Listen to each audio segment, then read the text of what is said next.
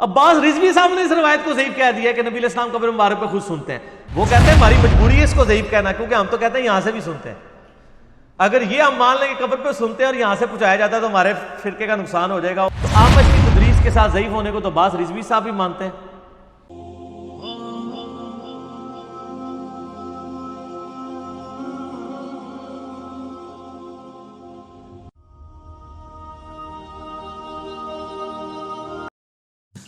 اچھا آگے تو ایک ٹیکنیکل سا سوال ہے کر دیا جی کسی نے کہ آپ اکثر فرماتے ہیں کہ مدلس کی ان والی روایت سما کی تصریح کے بغیر پکی ضعیف ہوتی ہے، جبکہ صحیح بخاری اور صحیح مسلم میں ان والی ڈیروں روایات ہیں جس میں اعمش اور سفیان ثوری وغیرہ سما کی تصریح کے بغیر ہی روایت کری جا رہے ہیں. جی اور تو یہ ہیں. ہاں جی مدلس ہیں. ٹھیک ہے، پہلی بات ہے ہم نہیں فرماتے کہ مدلس کی آنے والی روایت ضعیف ہوتی ہے، یہ ہم نے نہیں فرمایا ہوا.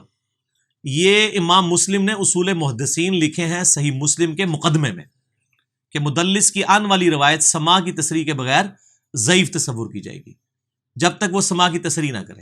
لیکن وہ کہتے ہیں نا اس میں امام مسلم، ہاں جی میں بتاتا ہوں آپ کو. ہاں امام مسلم نے نہیں کیوں نہیں ہے، شیخ زبیر علی زئی صاحب نے تدلیس کے اوپر پورا مضمون لکھا ہے، کم از کم 2 درجن محدثین سے یہ اصول ثابت کیا ہے. اور یہ اصول تو عباس رضوی صاحب مانتے ہیں بریلویوں کے. انہوں نے جو کتاب لکھی ہے واللہ آپ زندہ ہیں حیات النبی کے اوپر، حیات الانبیاء فی قبورہم، امام بہقی کی کتاب کی شرح لکھی 450 صفحوں پہ.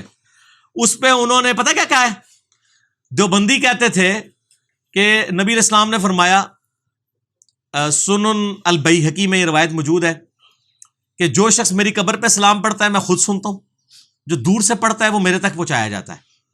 دیوبندی یہ روایت پیش کرتے ہیں، حالانکہ اس روایت کو امام بہقی نے خود کہا ہوا ہے کہ ضعیف ہے. اچھا عباس رضوی صاحب کہتے ہیں یہ روایت ضعیف ہے اس لیے کہ اس میں اعمش مدلس ہے اور ان سے روایت کر رہا ہے. عباس رضوی صاحب نے اس روایت کو ضعیف کہہ دیا کہ نبی علیہ السلام قبر مبارک پہ خود سنتے ہیں. وہ کہتے ہیں ہماری مجبوری ہے اس کو ضعیف کہنا، کیونکہ ہم تو کہتے ہیں یہاں سے بھی سنتے ہیں.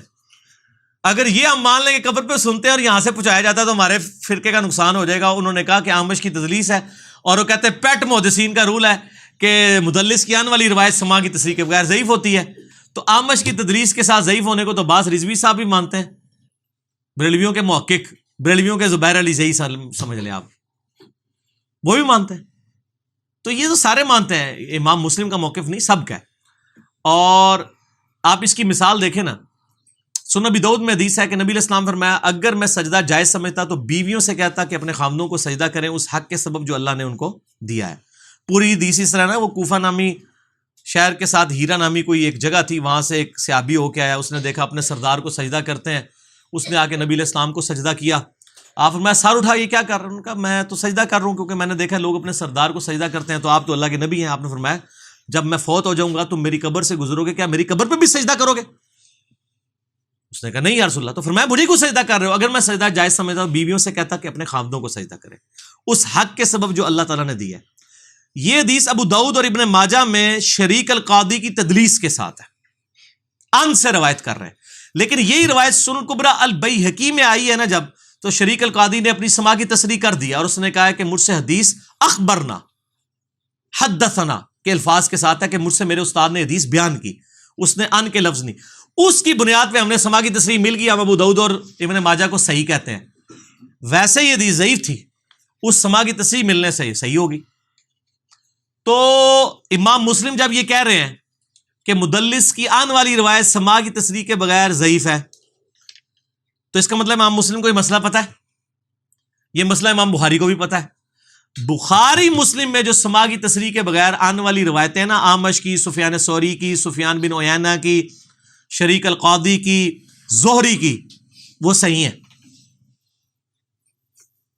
اس لیے کہ وہ سما کی تصریح کے ساتھ ہے، اگرچہ وہ ان کے ساتھ ہے. جیسے میں ان والی روایت ابو داؤد سے یہ بیان کروں کہ اگر میں سجدہ جائز سمجھتا تو بیویوں کو کہتا کہ خامدوں کو کریں، اور میں کہوں یہ ابو داؤد میں صحیح حدیث موجود ہے، تو عام بندے کے لیے کافی ہے. لیکن خاص آدمی تو کہے گا کہ جی اس میں تو ان ہے، تو خاص آدمی کو بتاؤں گا یار یہ ان کی جو سما کی تصریح ہے وہ سنن کبریٰ البیہقی میں ہے، اس لیے میں نے صحیح کہا ہے. وہ کہے گا اچھا پھر تو صحیح ہے یہ نہیں، لیکن علی بھائی میری بات مکمل ہونے دیں، میری بات مکمل. وہ کہے گا ہاں مجھے بات سمجھ آ گئی. کیوں سمجھ آ گئی اس کو؟ اس لیے کہ اس کو پتا چل گیا کہ یہ پیچھے. عام آدمی کو یہ ٹیکنیکل ریزن بتانے کی ضرورت نہیں ہے. ٹھیک ہے. امام مسلم نے یہ تمام چیزیں سما کی تصریح کی کنفرمیشن کے بعد مسلم اور بخاری میں نقل کی ہیں. حافظ ابن کثیر ہوں، ابن حجر اسقلانی ہوں، بڑے بڑے ائمہ محدثین، ان کا یہ موقف ہے کہ بخاری مسلم کی ساری آنے والی روایات صحیح ہیں، سما کی تصریح پہ محمول مانی جائیں گی ان اماموں پر اعتماد کرتے ہوئے، کیونکہ وہ امام یہ سمجھتے تھے، وہ تحقیق کر کے ہی نقل کرتے تھے. اب کوئی شخص یہ کہہ سکتا ہے کیوں اعتماد کر رہے ہیں، تو ٹھیک ہے آپ تحقیق کریں. عرب کے ایک اسکالر نے پوری کتاب لکھ دی ہے، بخاری و مسلم کی جتنی آنے والی روایتیں تھیں نا، اس کی سما کی تصریح پہ اس نے باقاعدہ ایک علیحدہ سے کتاب لکھ کے کسی کی تصریح الموطا امام مالک سے نکال لی ہے، کسی کی تصریح ابن ماجہ سے نکال لی ہے. اور یہ کام کچھ تو میں نے بھی کیا ہے. مثلا یہ جو حدیث ہے سنن ابن ماجہ میں، جو ہم نے بلو اور گرین کارڈ کے شروع میں لکھی ہے، سنن ابن ماجہ میں 3792، میں اپنے بندے کے ساتھ ہوتا ہوں جب وہ میرا ذکر کرتا ہے اور اس کے ہونٹ میرے ذکر کی وجہ سے ہل رہے ہوتے ہیں.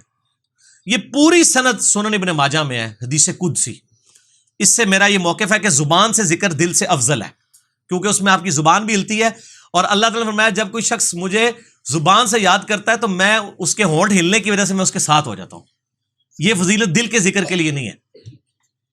یہ حدیث امام بخاری بھی لے کے آئے ہیں کتاب الذکر چیپٹر میں، باب کی ہیڈنگ میں، میں اپنے بندے کے ساتھ ہوتا ہوں جب اس کے ہونٹ میرے ذکر کی وجہ سے ہل رہے ہوتے ہیں. لیکن امام بخاری نے اس کی سند بھی نہیں لکھی، لیکن سند ابن ماجہ میں موجود ہے. اب جب میں نے اپنا لیکچر دیا تھا نا مسئلہ 82، اس میں میں نے باقاعدہ یہ حدیث بیان کی تھی اور میں نے بخاری کا نمبر بتایا تھا، چیپٹر کی ہیڈنگ بتائی تھی، اور ساتھ میں نے کہا تھا بخاری میں ہے لیکن بخاری میں سند کوئی نہیں ہے، سند ابن ماجہ میں ہے. تو میں نے بھی تلاش کر لی نا. تو یہ لوگوں نے تلاش کی ہیں. ٹھیک ہے.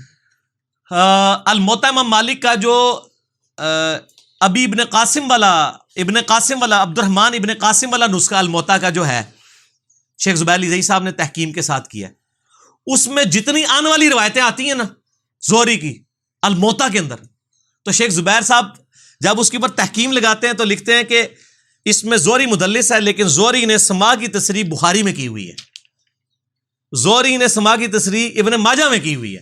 حالانکہ الموطا امام مالک نے خود آنے والی روایتیں لی ہوئی ہیں، اس لیے کہ امام مالک کو پتا تھا کہ آنے والی روایت سما کی تصریح کے بغیر ضعیف ہوتی ہے. وہ پہلے خود تحقیق کر لیتے تھے کہ ہاں اس کی سما کی تصریح اور جگہوں پر موجود ہے. ان کو جو اپنی سند پسند ہوتی تھی نا، وہ اصل میں سند کو عالی کرنا چاہتے تھے نا. اب آپ یہ بھی سوال کر سکتے ہیں جو سما کی تصریح والی ہے وہ کیوں نہیں سند لکھتے ہیں؟ اس میں بندے زیادہ سر انجینئر صاحب ہے نا، اسی ہر چیز دی انجینئرنگ کرنے ہیں. اسی واسطے کہنا کہ میرے مقابلے کو مولوی لانچ کرنا چاہنا انہوں پہلے انجینئرنگ کراؤ. مولوی نہیں مقابلہ کر سکتا، کیونکہ انجینئر تو ہر چیز کی انجینئرنگ ریورس انجینئرنگ کرتا ہے. اس کو ہم ریورس انجینئرنگ کرتے ہیں، نٹی گٹی اس کو پکڑنا. وہ اس لیے نہیں کرتے تھے، وہ اپنی سند کو عالی کرتے تھے. اس میں ہو سکتا ہے آپ کو 3-4 راوی اور ایڈ کرنے پڑ جائیں. تو امام مالک کی خواہش ہوتی تھی میرے اور نبی علیہ السلام کے درمیان کم سے کم حدیثیں میں واسطے ہوں. اس کے لیے پھر وہ آنے والی روایتیں بھی لے لیتے تھے. ان کو سلاسل کی حدیثیں کہا جاتا ہے، جو 3 واسطوں سے نبی علیہ السلام تک جاتی ہیں. بخاری کا یہ ترہ امتیاز ہے کہ انہوں نے سلاسل کی حدیثیں لی ہیں. بخاری کو جو مسلم پہ ترجیح دی جاتی ہے، وہ کہتے ہیں سلاسل کی حدیثیں بخاری میں مسلم سے زیادہ ہیں کہ کم واسطے ہیں. وہ واسطے کم کرنے کے لیے، سما کی تصریح کے لیے بعض کا، یا پھر راوی اس لیول کا نہیں، یا جو انہوں نے معیار سیٹ کیا ہے نا اس معیار پہ نہیں اترتی وہ روایت. بخاری میں کئی حدیثیں ایسی ہیں جو ترمذی میں موجود ہیں جو بخاری میں نہیں ہے. اور امام ترمذی لکھتے ہیں میں نے اس حدیث کا جب اپنے استاد امام بخاری سے پوچھا تو بخاری نے کہا یہ حدیث بالکل صحیح ہے، لیکن بخاری میں انہوں نے وہ لکھی نہیں ہوئی ہے، ترمذی میں ہے وہ حدیث جو خواب میں نبی علیہ السلام نے اللہ کو دیکھا تھا. مشکات میں 748 نمبر ہے.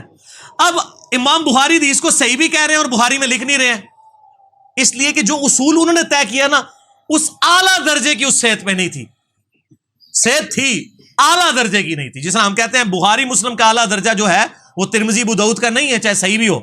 ٹھیک ہو گیا جی، انجینئرنگ کر دیتی نا.